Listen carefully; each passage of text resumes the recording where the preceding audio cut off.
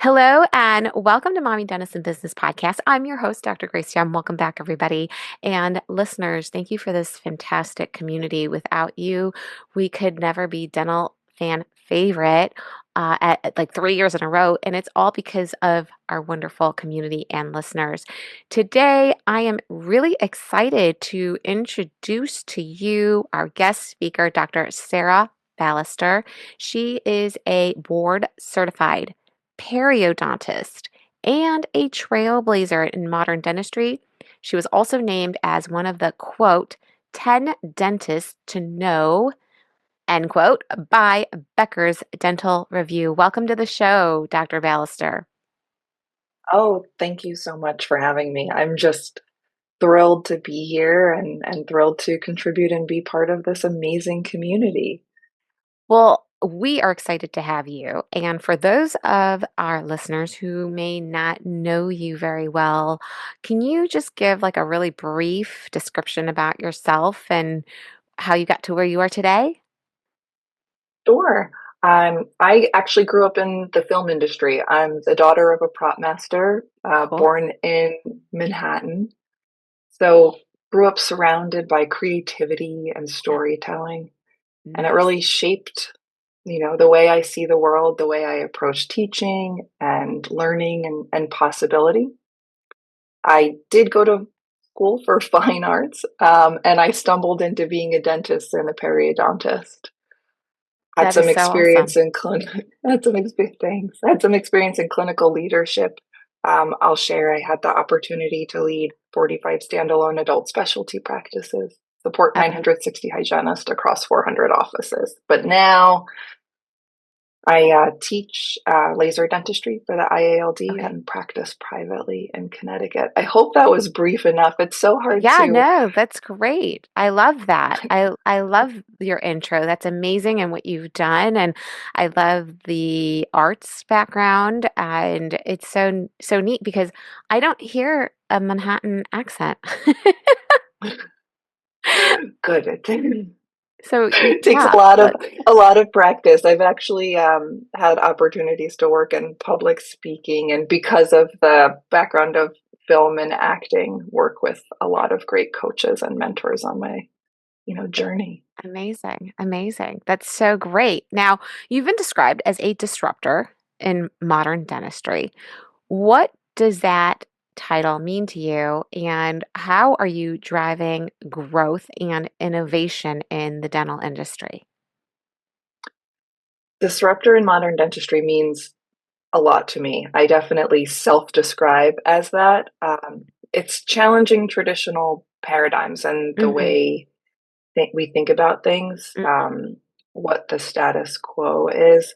It's about, looking at root cause of problems and kind of holding a problem in your hand and Hmm. turning it in all different directions and being open-minded enough to look at it from every single angle. Okay. How do I Well, promote I love growth? that. Is I drive others to do the same in spaces like this, to open people's minds to, hold a challenge in their hand and step outside themselves and look at it from many different angles. I love that. We are very much aligned in being disruptors on expansion and growth mindset. I love that. You're speaking my language, Dr. Sarah. My next clinical But question, though, is why is dry mouth such a significant issue? How common is it, and how does it impact our patients? so dry mouth is much more common than we actually realize. The statistics range, but if you kind of boil everything down, it's roughly 1 in 4 adults. Okay, That that's that's a lot. 25% of our patients. That's a lot. Uh, Yeah. yeah. And why is it so important? It impacts our patients' lives in ways we don't realize. Hmm. For me personally, addressing dry mouth is one of the steps to looking at a whole person Hmm. when they walk into your practice and you treat Hmm. them. Hmm. And it kind of forces me as a clinician to step outside this is the x-ray, this is number 14 that needs a root canal. This, no, it's a person in my chair. Let's have a conversation about your health history. Let's have a conversation about your quality of life and how what's going on in the mouth is impacting your whole life. So dry mouth kind of ties that all together for me. Absolutely. What are the signs, like clinical signs of dry mouth that providers should look for? Because I mean, the obvious is when, the patient comes, like, mouth is dry, right? And they tell you, my mouth is dry. But what about patients that are maybe borderline or they don't even know it, or they're just so used to it? Besides like a wrinkly dry mouth and cavities, what should a dentist or hygienist look for? I want to, hone in on what you shared, which is many patients don't even realize that they're suffering from dry mouth. Mhm, It takes a 50% or more reduction in saliva for a patient to self report or mm, realize. okay. So, this is where we come in. We have to ask the right questions Mhm, and ask probing questions. So, mhm, I will share xerostomia is a subjective feeling of dry mouth, mhm, which is the patient, right, or an objective reduction in salivary flow, which is us observing our patients. So, some things we can observe, obviously dry, cracked lips, debris in the mouth, cervical decay, fungal infections, bald tongue, fissure things, um, salivary pooling. So, you can pull out someone's lower lip, and if it's taken more than a minute to see some droplets forming, we're below average flow. okay. Other things, there's a whole scale called the Calicomb scale. Some of the ones we might be more familiar with if your dental mirror sticks to their tongue, Mm, um, their saliva's frothy or ropey. You know, there's a whole checklist, and those resources are definitely available. But I want to really hone in on that subjective feeling because that's where we have to step up as providers and mhm, ask the right questions and okay, kind of see the red flags. If okay. someone says their prosthetics aren't fitting well, Mhm, take an extra look. You know, dentures work by suction. If there's no liquid, there's no suction. mhm, mhm. Yeah, so Yeah. what are the questions? So you said, we need to have the right questions to ask. Um, so question 1, like you said, is ask about their prosthetics or check their prosthetics, but what are some other questions? So asking, is your mouth dry? Obviously, great, great opener. Um, let's start somewhere with the easy, low hanging fruit. But other things are, do you have any difficulty swallowing, speaking? Take a look at their chart. I wanted to Mhm, really mention about, there's the big ones. We know Sjogren's mhm, causes dry mouth, radiation to the head and neck, mhm, but medication-induced dry mouth is, mhm, a growing area. 90% of uh, med- medications cause 90% of mhm, dry mouth, and over mhm, half of Americans take at least one prescription. mhm, And I want to share this really interesting statistic, which is um, you have a 17% chance of dry mouth if you take zero medications, 33.5% if you take three or more, or 67% if you take seven or more. So when you're wow. looking at your patient's chart, you got to count those Mm, medications. And if you see polypharmacy, red flag yeah, absolutely. right away. Yeah. And and that's a big one. Well, so, you covered systemic, like medical, and then you covered the pharmaceuticals. And I think that it's a good reminder for dentists to do a thorough medical history and a medical history update each time the patient comes in, because I think that sometimes it's overlooked. Like we're rushing, or we're behind, or we see a patient that we're like, we've known you forever, and sometimes you'll forget to ask, like, is there an update? Now we do sometimes rely on the assistant or the front desk, or we say, did you fill out this medical history review? And some of the patients just fly right through it, or they like forget, right? Like they forget that last time they were here they were on, let's say, cholesterol meds, and then the doctor changed it and then added something else. And so I think that it's really important to emphasize, do those reviews, and even if the patient says, I filled out the papers, just say, I'm just doing a verbal review in case you forgot something. I love that. I love the additional verbal review, and that's something that I put into practice Yeah. clinically. Yeah. And you can make up any excuse like, oh, I don't trust the computer, or sometimes we forget. If there's hygienists listening, how many times have you asked a patient, are there any changes? They go, no, no, no, no, no. The doctor walks in the room. Oh, I had 4 stents put in last week. You're like, what? I literally asked you and I gave you a form. What? Right, that's exactly it, and they do that with, like, for me as a pediatric dentist, they do it too, but, like, I understand sometimes the caregiver, whether whoever it is, they have, like, multiple children, and they're like, "Oh, I totally forgot about Tommy." It's like, "Oh, I totally forgot about," like, and it's like, I get that because you have to keep track of so many kids and so many, things that are going on. Yeah, yeah. There's a Um, lot going on. It's nice there's to a check in. Yeah, it's like, "Wait a minute, can we hit the rewind button for just a minute? Like, why didn't you tell me about this?" Now, I wanted to talk also about, obviously we're gonna go in the direction of, like, what can we offer to help combat xerostomia, but are there any other things that patients are using that could add to, I wanna talk about mouth rinses, right? Like, there's so many in the market, like, there's so many different mouthwashes, and patients are like, "Well, it says to do it 2 times a day," or it's supposed to make your breath smell good," or for whatever reason they're using it, but can those mouth rinses and mouthwashes, make xerostomia worse? So, alcohol, is the biggest offender in some of these mouthwashes. That's going to cause, drying of the tissue. I think the most popular one on the market that I anecdotally see patients use that have alcohol present in it is Listerine, but there's so many on the market. Right. Um, I generally try to just educate and share patients that the active ingredients are going to be essential oils.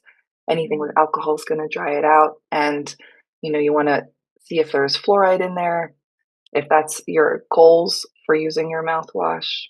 Really just that education and awareness that brings it back to treating the whole patient, understanding their medical, their lifestyle choices. One thing that patients use that has a huge impact on dry mouth are CPAP machines. And 33 million adults in Mm, the US use CPAP machines, staggering. And mhm. once you start looking, if you travel in the airport, you see people with the little, it looks like a lunchbox Yeah, stacked on yeah. top. And you can just start to notice how many people are traveling with their CPAP. Yeah. It's not a breast pump. For, I mean, it's what it depends on who's rolling it. Right? Um, but Right. yeah, that's 33 million adults, and 40% of CPAP users report dry mouth. Yeah. So, Yeah. Yeah. Well, I mean, that's really interesting how all of this is integrated. And then, like, if you have a CPAP user and you have someone who's got medical, systemic issues, and they're taking, 6 medications, it's like it can pile up, and you're like, holy cow. So, what are now, like, as we roll into this, diagnosis and treatment planning, like what are our now recommendations for our patients with xerostomia, and what are you going to recommend? so what's really important is to fit the problem with the solution, right? Okay, yep. There's not, it's not a one size fits all. And Mhm. sometimes with dry mouth, it's going to be a combination of treatments. Mhm. Our first line of defense is going to be our water based. Like if we put things into camps, there's water based solutions, lipid based solutions, and then prescription salivary stimulants, right? Mm. So we've Mhm. got saliva replacement, which is Mhm. our water based, lipid based, and then stimulants like systemic medications, which have their own side effects. If you're looking at giving someone a cholinergic, we know that's going to be more sweating, right? Mm, More mhm, urination, mhm. loose stools, and all these other side effects. Plus, if someone's already taking, anticholinergics, like someone who has asthma, you can't undo Undo undo their that, medication, yeah. Right. un, undo with a redo. So I can walk through like the basic thought process behind. So the first line of defense, we're going to look at our water-based, our bioteins, whatever you're getting at the pharmacy. But know that, those have the have a more limited efficacy. They're going to wash away when you eat or drink because they're water soluble, and you're going to need pretty frequent use for those. So if Okay. a patient isn't able to get relief with that, I moved to and would recommend moving to a lipid based spray. So currently, a coral is the only Mhm, lipid based spray on the market. It's mhm. prescription, and it's like chapstick for your mouth. And we all know oil and water. So if you've got a Mhm, nice protective oil coating, then you can eat or drink, and it's not going to wash away for mhm, our patients. Other things to note when you're doing, a lipid-based spray is going to trap moisture in. mhm, Patients are reporting 4 to 6 hours of relief versus the mhm, over-the-counter sprays and rinses, which are generally 2 to 4. Why is that important? CPAP users and mm, moms know this. Interrupted sleep. Oh my God. mhm, mhm, mhm. The difference between a continuous block of Right. 6 hours of sleep Yeah. versus even 8 hours with multiple interruptions to get up to pee or drink Right. water or nurse or, Right. Yeah. tuck Susan back in, like it's just wears on you. Right. So, we can understand how important it is to have things like a coral lipid based sprays to offer our CPAP users so they can get sleep through the Absolutely. night. Yeah. Absolutely. Absolutely. Now, in our practices, we talked about, why we need to incorporate diagnosing and integrating dry mouth care. I guess because it's kind of easily overlooked, where in this kind of where in the examination are we like prioritizing this?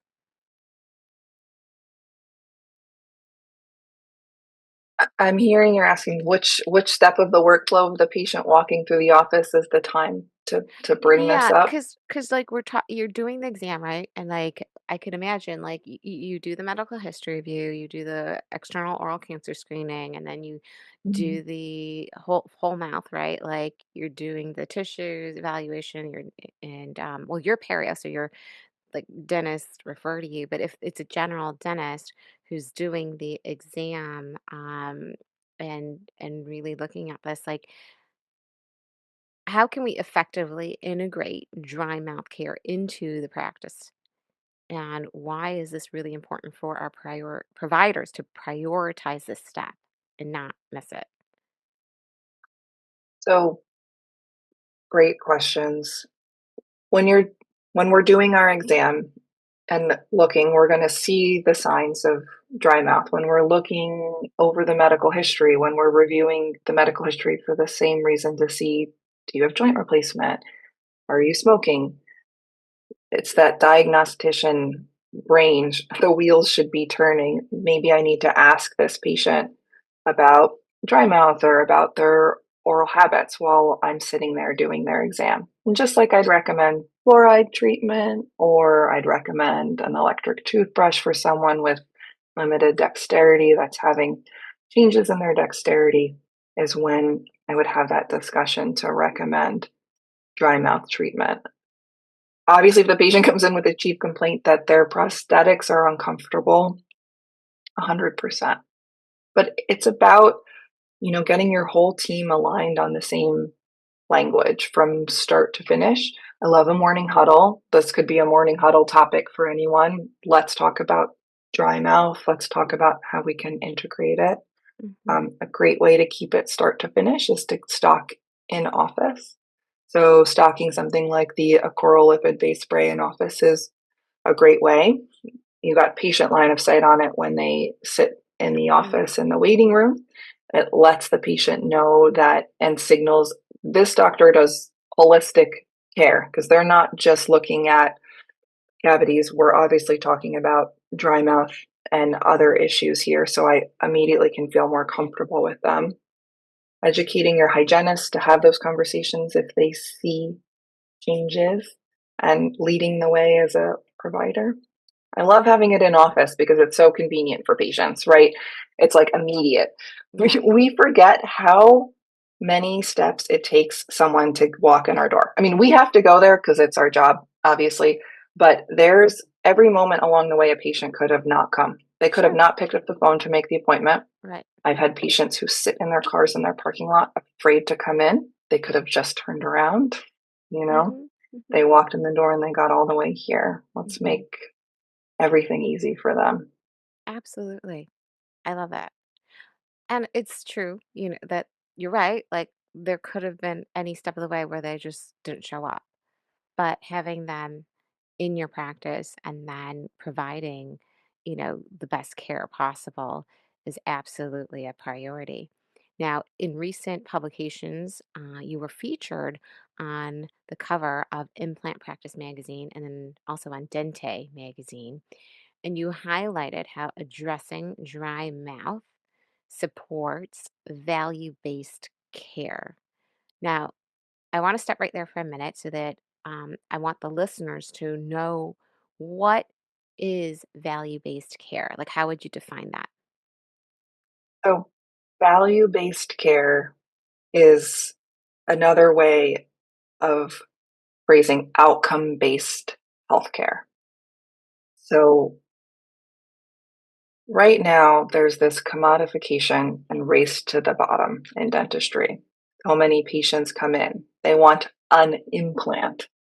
They don't want an implant, they want to replace a missing tooth or restore their ability to eat, chew, and speak and increase their quality of life. Value based care is getting away from the I want an implant, I want sealants to like, what do you actually want? Right? Someone may ask you for sealants, and what does the parent really want when they're asking you for sealants? They're They're asking asking for, protection. yeah, Yeah. Yeah. Protection of for their child's protection of the teeth. teeth. What are they asking for when they ask me for all on X prosthetics? They want to restore their function, right? So if someone has dry mouth and I miss that and I give them an all on X prosthetic and they're still uncomfortable when they're Right. functioning and chewing and biting, I haven't really addressed the problem. Hmm. Um, so to me, value based care is outcome based healthcare, looking at the root cause, looking at the whole person and helping them get to what they actually want, probing for that and then Yeah. solving. Well, I love that because it's improving, like you said, their quality of life and it improves patient satisfaction. How does this foster practice growth? So it fosters practice growth because we're actually, we're increasing our own value. Like, what do we have to offer? You step out of the role of being an air condition repairman, right? And you step into the role of being someone who cares for and improves their lives. And once you're taken out of the box of, tooth mechanic, tooth cleaner, and put in the box of Yeah. caregiver, you Right. become valued in Absolutely. their life and become an integral part of their, self-care, their healthcare, and they come back to you and it fosters growth of practice and growth.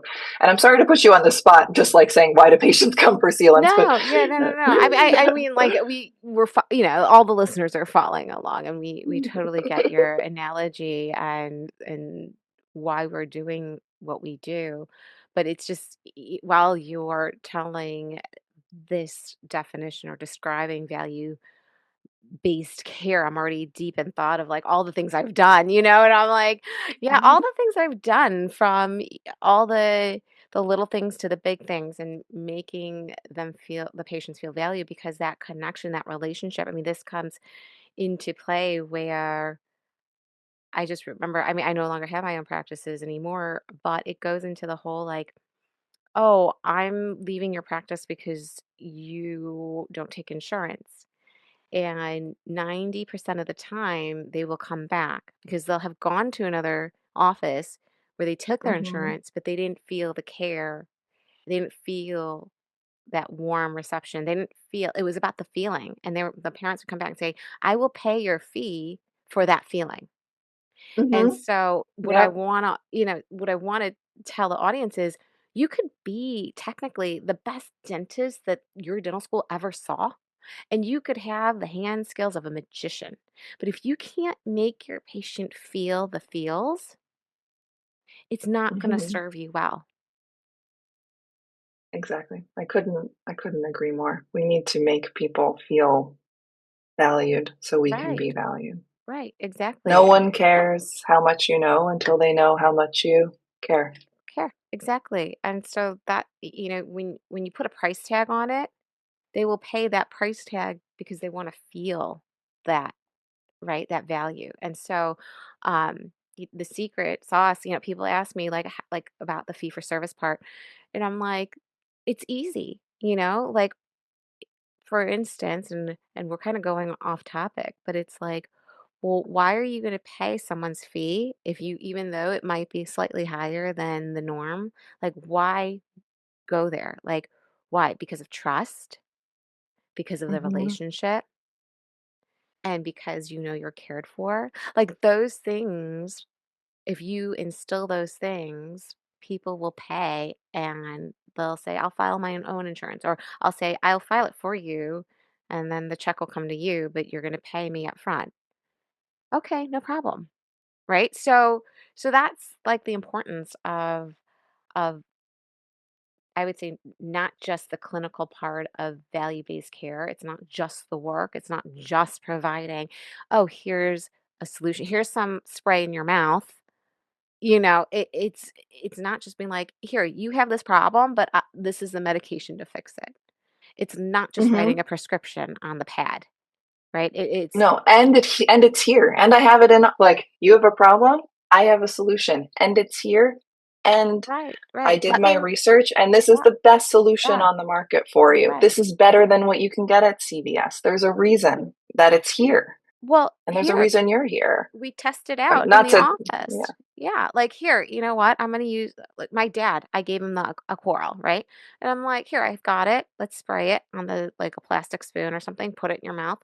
Now you know what it's like. And now you know how to apply it. I just did it for you.